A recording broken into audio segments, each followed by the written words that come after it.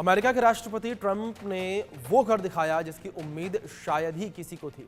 UN से लेकर Europe और चीन तक रूस यूक्रेन के बीच जारी जंग खत्म नहीं करा सका, लेकिन अब राष्ट्रपति ट्रंप के लगातार प्रयासों से काला सागर में रूस और यूक्रेन के बीच सीज फायर हुआ।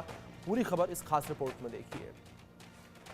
युद्ध का द एंड, रूस यूक्रेन में सीज फायर, ट्रंप बने शांति दूत, रूस यूक्रेन में थमेगा युद्ध, काला सागर में युद्ध खत्म, जंग पर पूर्ण विराम कब? रूस यूक्रेन युद्ध में लाखों लोगों की मौत हो चुकी है, तो वहीं रूस यूक्रेन के युद्ध में अब तक कई शहर खंडहर में तब्दील हो चुके हैं। रूस के प्रचंड प्रहार के बाद यूक्रेन के कई शहर पूरी तरह से ध्वस्त हो चुके हैं, तो वहीं यूक्रेन ने भी रूसी सेना को भारी नुकसान पहुंचाया है। लेकिन अब विनाश थमने वाला है। अब अमेरिका की मध्यस्थता से रूस यूक्रेन के बीच जंग खत्म होती दिख रही है और इसकी शुरुआत काला सागर से हुई। इस बड़े समझौते का ऐलान किसी और ने नहीं बल्कि अमेरिका के राष्ट्रपति ट्रंप ने किया है। रूस यूक्रेन युद्ध को लेकर व्हाइट हाउस ने बड़ी खबर दी है। व्हाइट हाउस ने कहा कि रूस और यूक्रेन ने सऊदी अरब में संपन्न हुई वार्ता में अलग अलग सहमति जताई कि वे काला सागर में जहाजों पर सैन्य हमले नहीं करेंगे। रूस यूक्रेन युद्ध खत्म होने पर समझौता ट्रंप और पुतिन के बीच वीडियो मीटिंग के बाद हुआ। समझौते के तहत काला सागर में जंग समाप्त करने पर सहमति बनी और इसी समझौते के तहत पुतिन और जेलेंस्की अब काला सागर में युद्ध विराम के लिए तैयार हो गए हैं। सीज फायर लागू होने के बाद दोनों देश एनर्जी सेक्टर पर हमला नहीं करेंगे।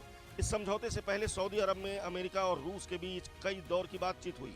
अमेरिका और रूस के बीच 23 से 25 मार्च तक सऊदी अरब के रियाद में द्विपक्षीय वार्ताएं हुई थी। अमेरिका और रूस के बीच कई अहम बिंदुओं पर सहमति बनी, जिसमें काला सागर में सुरक्षित नेविगेशन की व्यवस्था, बल के प्रयोग को समाप्त करना और व्यावसायिक जहाजों का सैन्य उद्देश्यों के लिए इस्तेमाल रोका जाना शामिल है। इस समझौते के लिए रूस यूक्रेन ने अमेरिका को गारंटर बनाया।